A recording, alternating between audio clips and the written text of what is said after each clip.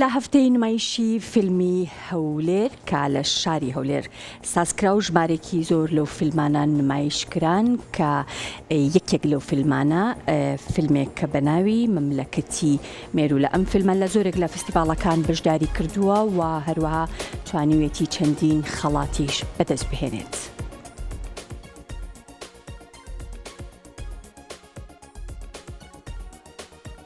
بەڕێوەبەرێتی سینەمای هەولێر لە هەفتەی نمایشی فیلمی سینەمایی فیلمی مەملەکەتی مێرولەی نمایش کرد کە لە دەرهێنانی هونەرمەند عەدنان عوسمانە و باز لە چیرۆکی پەلامارەکانی داعش دەکات بۆ سەرناوچەکانی کوردستان و کاریگەری کۆمەڵایەتیەکانی لەسەر کۆمەڵگەی کوردی و چەوساندنەوەی ژنان و کچان. جێ ئاماژەشە چەند ئاکتەرێکی بەتوانە لەم فیلمەدا ڕۆڵی سەرەکی دەگێڕن. فیلمی سینەمایی مەملەکەتی مێرولە لە چەندین فستیڤاڵی سینەمایی و جیهانی بەشداری کردووە و چەندین خەڵاتی بەدەستهێناوە. یەکێکیش لە خەڵاتەکان خەڵاتی باشترین فیلمی پێدراوە.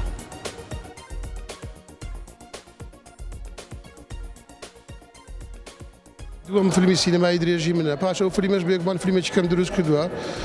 مەملەکەتی مێرولەکان بەرهەمی کورد کامێرە کۆمپەنی بەرهەمی خۆمانە، کۆمپانیاکەی خۆمان. ئەو کاتە ناوی کۆمپانیاکەمان وا بوو. بەرهەمی ساڵی 2016 یعنی 8 ساڵ لەمە پێش بەرهەم هاتووە، کاتی کە تیرۆریستانی داعش بەنهڕەوا هەجومیان کردا، یعنی هێرشیان کردا سەر کوردستان. کۆمەڵی خەڵکی سڤیل و بێگوناح بوونە قوربانی. یەک لەوانە ژنی کورد، کچی کورد، ئافرەتی کورد بوونە قوربانی و قوربانی زۆر گەورەیاندا. لە بەرامبەر ئەو قوربانیە گەورەدا ئێمە هەوڵماندا کۆمەڵێک سینەماکار بیرمان کردەوە چۆن ئەم ئەرکە ئەخلاقی و مێژوویە لە ئەستۆ بگرین. فیلمی مەملەکەتی مێرولەکانی لێ بەرهەم هات. فیلمی مەملەکەتی مێرولەکان فیلمێکی تەواو خۆبەخشیە.